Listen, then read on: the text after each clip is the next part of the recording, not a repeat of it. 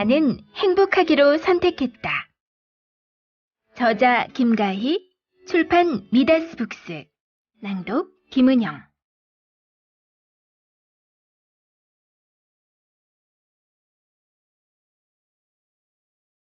파트 1. 내가 행복하지 않은 이유.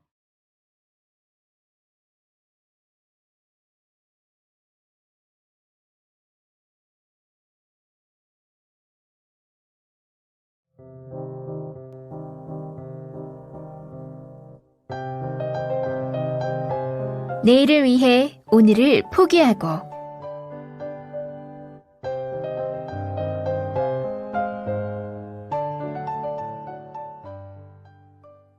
당신이 삶에서 저지를 수 있는 가장 큰 실수는 실수를 저지를까봐 계속해서 후회하는 것이다.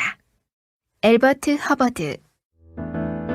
목표를 향해 참고 견디면 그 끝은 행복일까? 지금 이 순간 당신은 행복한가? 우리는 혹시 먼 미래의 성공과 행복을 위해 오늘의 행복을 미루고 있지는 않은가? 누구나 행복한 미래를 꿈꾸기에 공부하고 돈을 벌며 사랑받고 인정받기 위해 노력하며 살아간다. 전에 나는 성공하기 위해 현재의 고단함은 무조건 참고 견뎌야 한다고 여겼다. 그래서 현재의 행복은 뒤로 한 채 먼 미래의 행복과 성공을 위해 시간과 노력을 쏟았다. 목표를 이루고 성공할수록 더 큰 행복을 누릴 수 있으리라 기대하면서도 혹시나 이루지 못할까 두려워하며 온전히 내게 주어진 하루의 행복을 보지 못하고 앞만 보며 달려왔다. 목표를 향해 잠을 줄이고 대충 끼니를 때우며 사람들과의 약속도 미루고 시간을 아끼기 위해 애썼다. 나에게는 분명한 목표가 있었기에 그것을 이루기 위한 희생은 당연하다고 여겼다. 나는 언제나 긴장된 상태로 목표와 꿈을 향해 달렸다. 하지만 그 삶은 실패에 대한 두려움과 불안을 해소하기 위한 나만의 방법이었을지도 모른다. 유명한 마시멜로 실험에 대한 예화가 있다. 4살 아이들의 행동을 관찰하는 실험으로 아이들에게 마시멜로 하나를 주고 선생님이 다시 돌아올 때까지 마시멜로를 먹지 않으면 하나를 더 먹을 수 있다는 실험이었다. 마시멜로를 참지 못하고 먹어버린 아이도 있었지만 반면에 먹지 않고 참을성 있게 기다린 아이들도 있었다. 15년 후 다시 보니 기다리지 못한 아이들에 비해 참을성 있게 기다린 아이들이 더 성공적인 삶을 살았다는 게 실험의 결론이다. 결국 어릴 때부터 순간의 만족감을 참고 자기 통제력을 가진 이들이 성공한다는 건 어찌 보면 당연한 결과이다. 하지만 이 결과로 참고 견뎌서 이뤄낸 성공한 인생이 행복까지 동반했는지는 알 수 없다. 과연 목표를 향해 순간을 참고 견디고 또 다른 목표를 위해 현재 주어진 마시멜로를 외면하면 성공을 위해 달려가는 인생의 끝은 성공일까? 행복일까? 위 실험의 결과처럼 참을성 있게 견디면 성공한다는 공식을 나는 믿어 의심치 않았다. 하지만 목표를 향해 절제하는 나를 늘 따라다니는 것은 불안이었다. 나는 실패하지 않기 위해 더 완벽한 계획을 세우는 데 몰두했다. 분 단위로 계획을 세우고 매일 할 일을 써놓고 시간을 다투어 처리해가는 것을 목표로 했다. 특히 이러한 습관은 공부에서는 도움이 되었다. 완벽주의 성향으로 암기 과목은 몽땅 외워야 직성이 풀렸고 오늘 할 일을 다 하고 나서야 잠자리에 들 수 있었다. 이따금 내가 할 일을 다 해내지 못한 날에는 자책감을 느끼며 괴로워했다. 목적지를 향한 발걸음도 행복하기를 선택한다면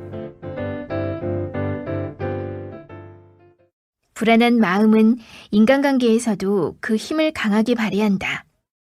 대학 시절 나는 꿈에 그리던 이상형을 만났고 첫 연애를 시작했다.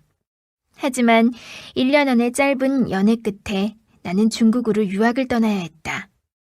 멀리 떨어져 있는 동안 결국 이별할지도 모른다는 두려움에 사로잡힌 나는 중국으로 떠나기 전부터 몸이 아프기 시작했다. 목표를 이루기 위해 중국 유학을 선택했으면서도 그와 헤어지는 건 죽기보다 싫었다. 끊임없이 그의 마음을 확인하고 의미 없는 영원의 약속을 받아냈다. 불안했던 나의 마음에 몰두하느라 당시 지쳐가는 그의 마음은 전혀 볼 여유가 없었다. 나는 울며 겨자 먹기로 어렵게 중국으로 떠났다. 하지만 불길한 예감은 틀리지 않았다. 내가 중국으로 떠난 뒤 얼마 지나지 않아 그는 내게 이별을 고했고 나의 첫사랑의 추억은 그렇게 끝이 났다. 관계를 유지하고 싶은 간절함과 동시에 내 안에 존재하는 헤어질지도 모른다는 불안은 상대방과 건강한 관계를 유지하기 어려운 결정적 요인이 되었다. 중국에서 첫사랑과의 이별의 아픔을 경험한 후 이를 악물고 공부에만 매진했다. 중국어를 굉장히 빠르게 습득하여 단기간에 중국어 인증시험에서 고득점을 받게 되었고 현지인들은 나를 마치 중국인으로 착각할 정도였다. 꿈을 향해 앞만 보며 달려가는 인생이 성공하고 행복한 인생이라 생각했다. 그래서 유학 시절에도 노는 것보다는 공부를 우선하여 후회 없는 시간을 보냈다. 그래도 중국에서는 유학생 신분이라는 마음의 여유를 가지고 자신 있게 가슴이 시키는 대로 기쁘게 꿈을 향해 달릴 수 있었다. 그러나 한국에 다시 돌아왔을 때 자신감은 사라졌고 나 자신을 주변 사람과 견주며 반드시 목표를 이루어야 한다는 압박감을 느꼈다. 동시에 꿈을 이루지 못할까봐 두려워하는 불안에 사로잡혔다. 그래서 목표를 이루기 위해 최선을 다해 노력했다. 한편으로 실패할까봐 불안해하며 나를 더 몰아세우는 데 힘을 쏟았다. 그러다 보니 순간순간 나의 행복에는 관심을 둘 마음의 여유가 없었다. 스스로 절제하며 열심히 달리다가 꿈과 목표를 이루면 그게 성공이자 행복인 줄 알았다. 하지만 나 자신을 믿지 못하는 불안감은 늘 나를 따라다녔고 그 불안 때문에 실력을 100% 발휘하지 못하는 안타까운 순간도 많았다. 나의 목표를 이루면서도 나를 사랑하며 주어진 오늘 하루의 행복을 깨닫지 못한 채 살았다. 하지만 예기치 않은 사고로 삶이 와장창 깨져버렸고 모든 일상이 위협당하는 완전한 실패를 경험하게 되었다. 나는 어떠한 목표도 안전한 길도 한 치 앞도 보지 않는 뿌연 안개 같은 인생 속에 갇히게 되었다. 인생의 방향을 잃어버린 나는 오직 나 자신을 믿으며 한 걸음씩 앞을 향해 발걸음을 옮겨야 했다. 하지만 감사하게도 나는 천천히 걷는 길 위에서 나 자신이 얼마나 소중한 사람인지 알게 되었고 발자국을 내는 과정 그 자체로도 행복을 즐길 수 있게 되었다. 나는 굉장한 길치이다. 그래서 내가 자주 다녀본 곳 외에는 지도앱을 켜도 길을 잘 찾지 못한다. 그런데 오히려 해외여행에서는 웬만해선 길을 잃지 않는다. 낯선 곳에서 믿을 수 있는 건 나 자신밖에 없기 때문이다. 그리고 여행이기에 조금 돌아가도 된다는 여유로운 마음은 나를 자유롭게 한다.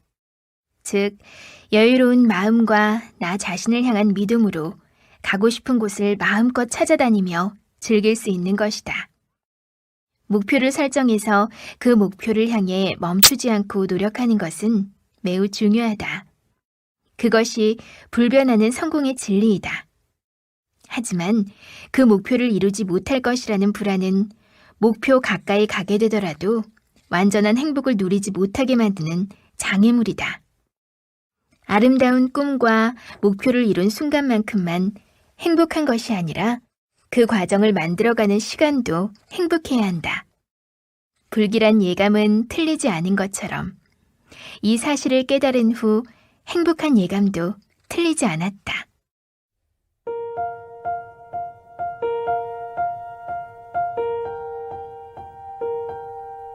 희망 메시지. 나의 마음이 내가 원하는 결과를 이끌어갑니다. 우리는 누구나 불안하고 두려울 수 있습니다. 불안과 두려움이 나를 지배하기 시작하면 삶이 흔들리게 됩니다. 하지만 마음먹기에 따라 결과를 바꿀 수 있습니다. 나를 흔드는 불안이 찾아올 때마다 이 불안에게 나를 내어줄 것인가, 아니면 나의 마음을 지킬 것인가 하고 생각해야 합니다. 잠시 다른 것에 시선을 돌려도 좋습니다. 불안과 두려움이 찾아오더라도 그 마음이 나를 지배하지 못하도록 부정적인 생각에서 최대한 빨리 벗어나는 연습을 해야 합니다.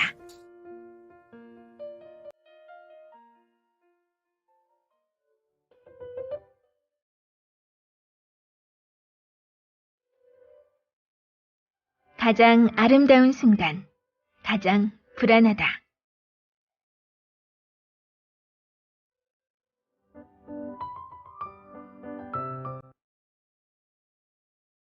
가시가 없다면 장미는 존재의 이유가 없어요. 아름다운 꽃에 이런 가시가 있다니 라고 생각하지 말고 가시나무에서 이렇게 아름다운 꽃이 피다니 라고 생각하세요. 우리 삶도 고통이 없다면 존재의 이유가 없어요. 시는 삶의 고통에서 피어나는 꽃이요. 내 인생의 향기도 고통에서 피어나죠. 정호승. 아름답지만 불안한 서른이라는 무게. 누구나 인생에서 꽃처럼 아름다운 시간이 있다. 누군가에게 그 시간은 아름답고 즐거운 추억으로 기억될 것이다. 하지만 다른 누군가에게는 아름답지만 가슴 아픈 기억이기도 하다. 나에게 그 시간은 아름답지만 아픈 기억이었다. 나는 꽃을 좋아한다. 봄이면 오색의 향연으로 아름다운 봄꽃이 얼굴을 내민다. 나는 아름다운 꽃의 색깔과 향기에 취해 행복을 느낀다. 그런데 꽃이 아름다운 건 곧 낙화하기 때문이 아닐까? 나는 되돌릴 수 없는 내 인생의 꽃은 피자마자 떨어져 짓밟혔다. 인생의 수레바퀴는 한 방향으로 돌아간다. 그래서 운명의 방향을 거슬러 다시 되돌릴 수는 없다. 바로 내게 찬란하고도 아팠던 그 시간을 이야기해보려 한다. 내 생에 아름다운 날이었다. 아름다운 꽃을 피우기 위해 한 번도 부서지지 않은 여린 꽃잎처럼 내 삶이 한 겹씩 완성되고 있었다.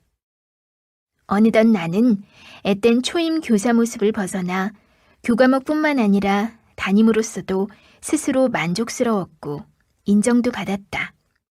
나는 자기 개발을 할 만큼 시간적 여유도 많았다.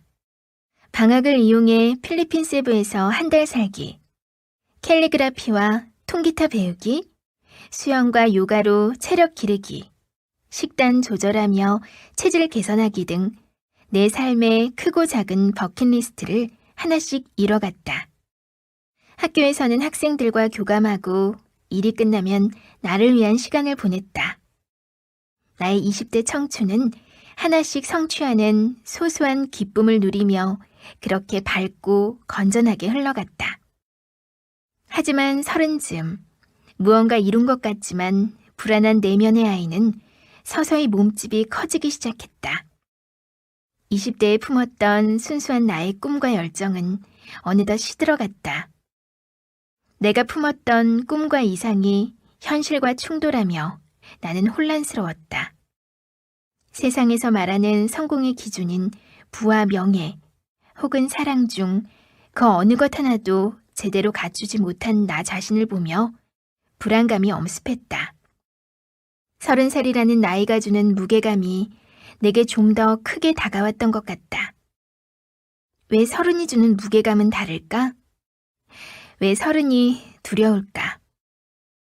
30살이 심리학에게 묻는다에서 정신분석 전문의인 저자 김혜남은 30을 다음과 같이 표현했다. 30살은 한 세계의 끝이자 다른 한 세계의 시작이다. 나의 문이 쾅 닫히고 다른 문이 열리면서 과거에 누렸던 것을 포기해야 하는 나이. 열린 문 안에 무엇이 있을지 모르는 상태에서 그 안으로 혼자 들어가야 하는 나이. 그래서 30살은 20대의 젊음에 뚜껑을 덮는 듯 무거움으로 다가온다. 내가 상상했던 30은 어느 정도 자신의 경력을 쌓아서 기반을 잡고 사랑도 찾은 완전한 어른의 모습이었다. 하지만 현실의 내 모습은 상상 속 어른이 아니었기에 불안했다. 꿈을 향해 달려온 20대의 뚜껑이 닫힌 내 삶에 또 다른 문이 열리길 소망했다. 나의 목표가 나를 행복의 길로 데려다 주길 간절히 바라면서 꿈꾸며 달려왔지만 그 꿈 이상의 더 큰 꿈은 없었다. 나의 꿈이 희미해지자 어느덧 다른 이들의 삶이 더 크게 보이기 시작했다. 그러자 아름다운 인연을 만나 결혼하고 아이를 낳고 행복한 가정을 꾸리는 모습이 나의 꿈이자 동경의 대상이 되어버렸다. 거부할 수 없는 운명의 수레바퀴. 그러던 어느 날 내 삶에 운명과 같은 사랑이 찾아왔다. 상상 속에서 그려오던 백마탄 왕자님이 실제 내게로 왔다. 내 삶에 새로운 문이 활짝 열리는 듯했다. 특히 30의 원숙한 아름다움이 차올랐을 때 찾아온 사랑은 나를 더 빛나게 했다. 아침에 눈 뜨고 잠드는 순간까지 마치 꿈꾸듯 행복했고 내 인생의 모든 것을 약속할 만큼 아깝지 않은 사랑이었다. 학창시절 꿈을 꾸던 소녀의 마음으로 돌아가 내 가슴은 다시 뛰기 시작했다. 이게 바로 내 삶의 새로운 시작이고 영원할 행복이라 믿었다. 그러나 그 사랑은 내 인생에서 완전히 떠나갔다. 왜 그 믿음에 대해 단 한 번도 의심하지 않았을까? 영원할 것 같았던 사랑, 믿음, 추억은 아랑곳하지 않고 나는 철저히 홀로 남겨졌다. 내 생의 끝까지 함께 걸어갈 것을 믿고 굳게 약속했던 그 사랑은 나를 벼랑 끝에 서게 했다. 관계는 파국을 맞았고 내 인생은 산산조각이 났다. 가장 아름다운 순간, 나는 완전히 부서지고 말았다. 아침에 눈을 뜨면 이전의 아름다운 시간으로 다시 돌아가 있진 않을까? 수백 번, 아니 수천 번 마음으로 간절히 바랐다. 마치 영화 이프 온리에서 사고로 연인을 잃은 남자가 아침에 눈을 떴을 때 거짓말처럼 사랑하는 연인이 잠들어 있는 모습을 발견한 그날처럼 말이다. 내게 말도 안 되는 일이 일어나진 않을까 하는 어리석고 헛된 희망을 붙잡기를 수없이 반복했다. 하지만 영화의 결말처럼 운명은 바꿀 수 없었다. 결국 칠흑 같은 어둠이 내 삶을 완전히 뒤덮었다. 나의 운명의 수레바퀴는 어둠을 향해 굴러갔다. 나는 현실을 도저히 받아들일 수가 없었다. 하지만 나는 점점 더 깊은 절망의 늪으로 떨어졌고 고통과 혼란의 중심에서 이성을 잃었다. 벽에 머리를 치며 짐승처럼 울부짖기도 하고 거리를 걷다가도 소리를 치며 울었다. 다리에 힘이 풀린다는 말이 어떤 건지 그때 실감했다. 발을 헛디뎌 걷다가 넘어지기를 반복했고 무릎이 깨져 피가 났다. 그런데 깨진 무릎보다도 가슴의 멍이 더 아팠다. 그때의 위기, 좌절, 배신, 두려움, 고통의 소용돌이 앞에서 작은 바람에도 흩날리는 꽃잎 같았던 여린 내 인생이 완전히 갈기갈기 찢기고 말았다. 밥이라도 먹자. 그래도 살아야지.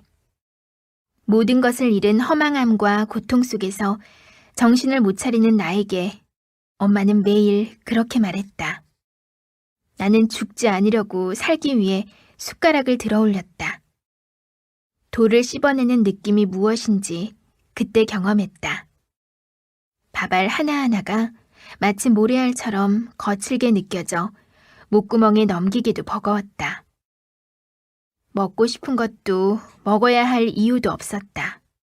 식욕을 잃는 것은 삶의 의욕을 잃는 것과 같았다. 죽지 않기 위해 우걱우걱 씹어대는 내 모습조차 싫었다. 꽃은 떨어지지만 땅속 깊이 뿌리를 내린다.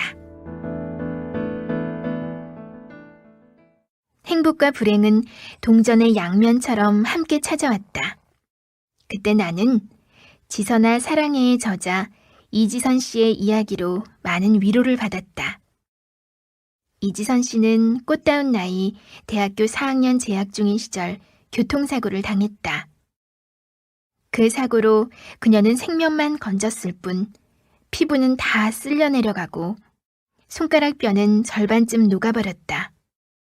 그녀가 CD 상자에 비친 자신의 모습을 처음 봤을 때 마치 모든 순간이 정지하는 느낌을 받았다고 한다. 나도 꽃처럼 아름다운 시기에 세상이 나를 시기라도 하듯이 내가 사랑하는 모든 것을 빼앗아갔다. 세상의 시간 속에 내 시간만 멈춰버린 듯 했다. 나는 추운 것을 지독히 싫어한다. 추위를 많이 타서인지 겨울은 내게 유독 길게 느껴진다. 그래서일까? 나는 특히 봄에 피는 꽃이 좋다. 혹독한 계절을 이기고 피는 꽃이라 더욱 아름답다. 사실 꽃들이 아름다운 것은 곧 지기 때문이 아닐까? 활짝 핀 꽃을 보며 곧 시들 거라 예감하기에 때로는 그 꽃이 더욱 아련하게 느껴진다. 내 생의 아름다운 순간은 하얀 원피스를 입은 순백의 목련과 같았다. 하지만 이룰 수 없는 사랑이라는 푯말을 가진 목련처럼 내 인생은 다시는 꽃을 피울 수 없는 것처럼 완전히 떨어져 무참히 짓밟혔다. 하지만 이 아픔의 소용돌이 속에서 내 삶은 땅속 깊이 뿌리를 내리고 있었다. 꽃은 떨어졌지만 좋은 계절에 반드시 다시 피어난다. 당신이 선 자리에서 꽃을 피우세요의 저자 와타나베 가츠코 수녀는 이렇게 말한다. 아무리 애를 써도 꽃을 피우지 못할 때가 있을 것입니다. 그때는 대신 땅속 깊이 뿌리를 내리는 것입니다. 다음에 피울 꽃이 더욱 탐스럽고 아름답도록.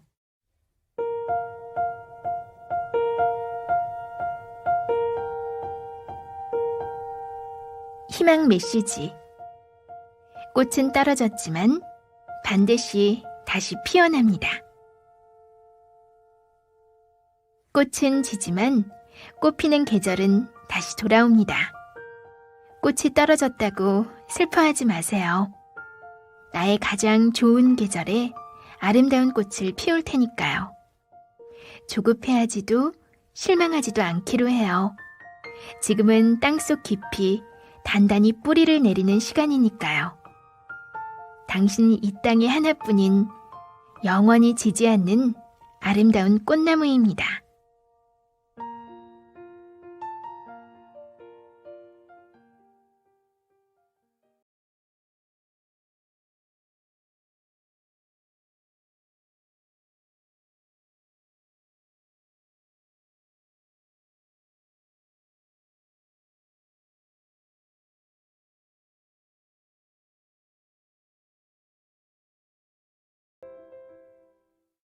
기쁨은 손님처럼 종종 우리를 찾아오지만 괴로움은 무참히 우리를 휘어갑는다.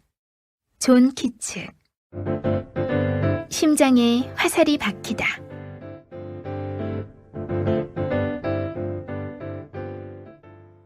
준비된 아픔은 없다. 사고란 준비 없이 갑자기 찾아온다.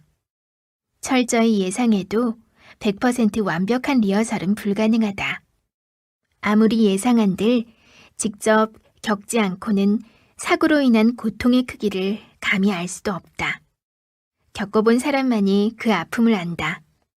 준비하지 못한 아픔의 상처가 얼마나 깊고 날카로운지 아파본 사람이 그 아픔을 알아본다.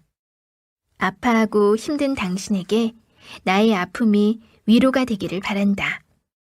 햇볕 아래 따사로움보다 때로는 어두운 밤에 촉촉한 비가 상처로 구멍난 당신의 가슴을 메워줄 것이다. 내가 흘렸던 눈물의 비가 누군가의 가슴 속에 희망을 싹 틔우길 소망해 본다. 누구보다 불운하고 고통스러운 삶을 살아간 여류화가 프리다 칼로의 삶이 나에게 투영될 줄은 꿈에도 몰랐다. 나는 그녀의 그림처럼 마치 수많은 화살이 심장에 꽂힌 듯한 고통을 느꼈다. 화가 프리다 칼로의 삶은 고통이자 절망 그 자체였다. 그녀의 그림은 곧 그녀의 삶이었다. 탯줄에 연결된 아이가 공중에 떠 있고 침대에 누워있는 여인이 피를 흘리는 모습을 통해 유산의 아픔을 그려냈는가 하면 자신의 자화상을 화살을 잔뜩 맞은 다친 사슴으로 표현한 작품은 그녀의 대표작이다. 이러한 그림은 모두 그녀의 고통스럽고 처절한 삶을 그대로 투영한 것이다. 프리다 칼로는 6세의 소아마비로 신체가 불편했지만 의사를 꿈꾼다. 하지만 18살에 교통사고로 온몸이 부서지며 그 꿈마저도 포기하게 된다. 그녀는 온몸이 깁스로 결박당한 채 병상에 누워 깊은 어둠의 터널에서 오로지 그림에 매달리며 그림을 통해 자신의 고통을 승화시켰다.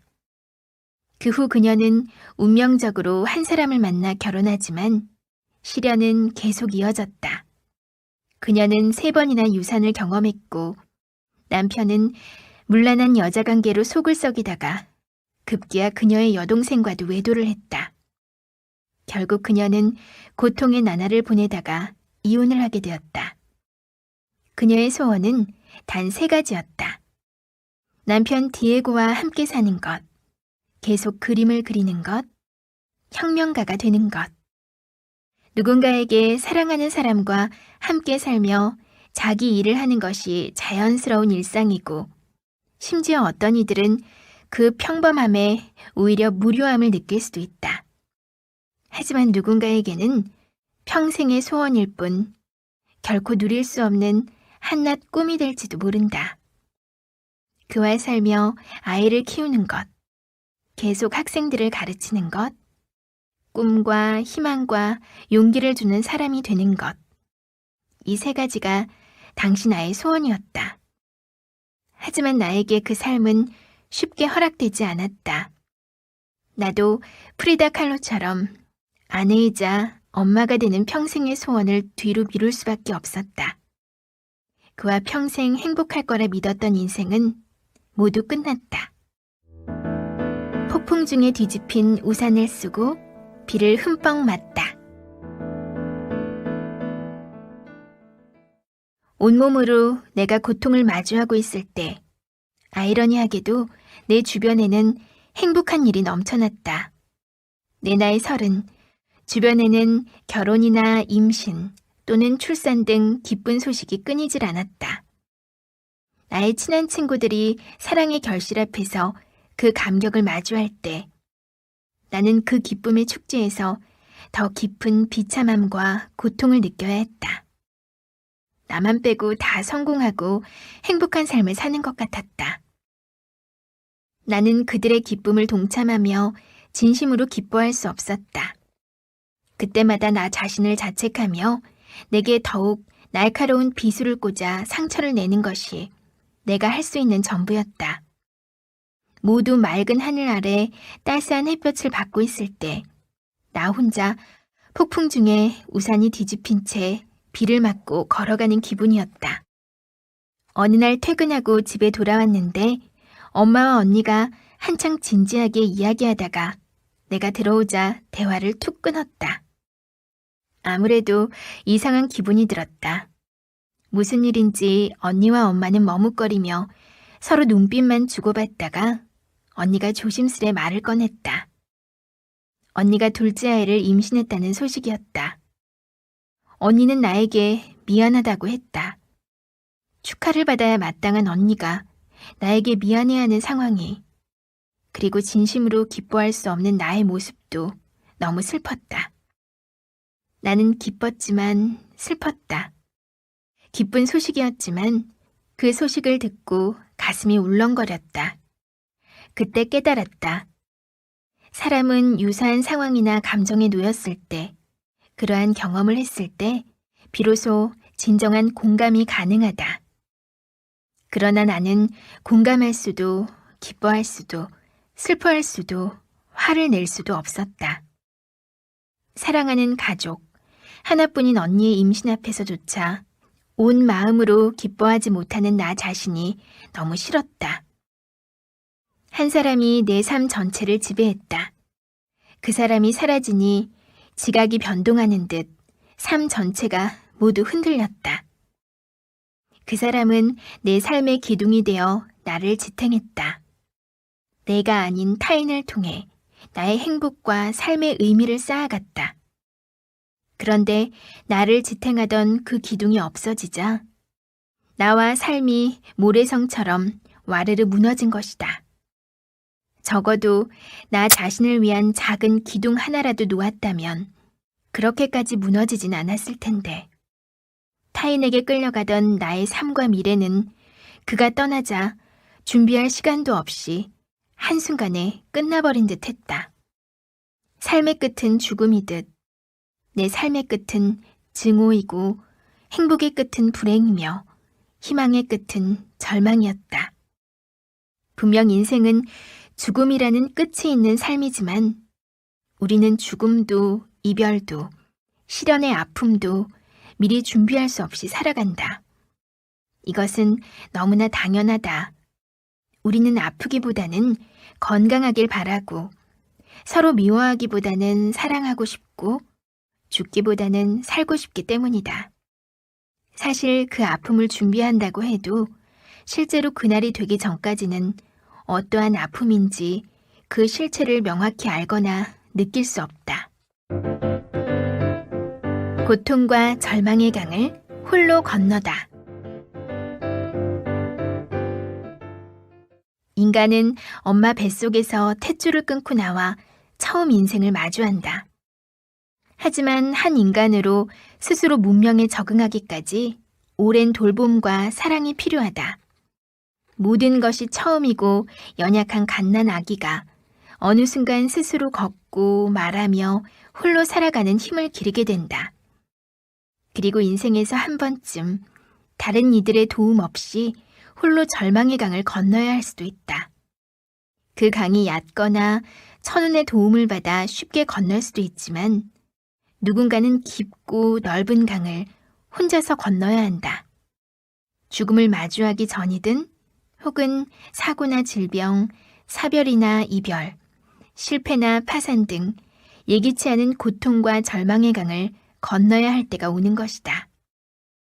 나는 인생에서 처음으로 낯설고 고통스러운 절망의 강을 마주했다.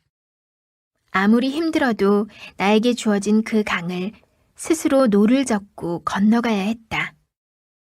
준비된 아픔은 없다. 3번의 유산과 남편의 외도, 몹쓸병까지 걸려 다리를 절단해야 했던 화가 프리다 칼로는 그런 일을 겪게 되리라 생각조차 하지 않았을 것이다. 그리고 그 아픔이 얼마나 깊을지 상상도 못했을 것이다. 하지만 그녀는 이렇게 말했다. 달이 왜 필요하지? 내게는 날개가 있는데. 마치 저주에 걸린 듯 인생에서 엄청난 절망의 고통을 겪었지만 그녀는 그림을 그리며 강한 삶의 의지를 보였다. 비록 다리를 절단해야 했지만 그림을 그리며 날개를 달고 날아오를 수 있었던 것이다. 준비되지 않은 아픔은 나를 절망과 고통으로 이끌었다. 마치 발이 절단된 듯이 더는 앞으로 나아가지도 뒤로 돌아가지도 못했다. 내가 할 수 있는 건 오로지 온몸으로 아파하는 것뿐이었다. 나는 누군가와 함께 가려고 걸어왔던 인생의 길이 끊겨 어디로도 갈 수 없다고 생각했다. 하지만 한참 후에 그 고통 가운데 나의 빛나는 인생을 위한 생명력 있는 날개가 조금씩 돋아나고 있다는 것을 깨달았다.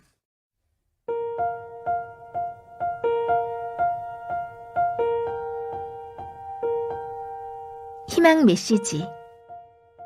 미리 연습된 아픔은 없습니다. 세상에 홀로 버려졌다고 생각하는 당신에게 아픔과 고통은 누구나 겪을 수 있지만 미리 준비할 수 없는 게 당연합니다. 우리는 아프기보다 건강하기 바라고 미워하기보다 사랑하고 싶고 죽기보다 살고 싶으니까요. 당신은 충분히 아파해도 됩니다. 준비된 아픔은 없으니까요. 하지만 폭풍 중에 내리는 비는 잠시일 뿐이니 내리는 비에 온몸이 흠뻑 젖었다고 슬퍼하지 마세요. 언젠가 비는 그치고 따스한 햇빛이 당신을 안아줄 거예요.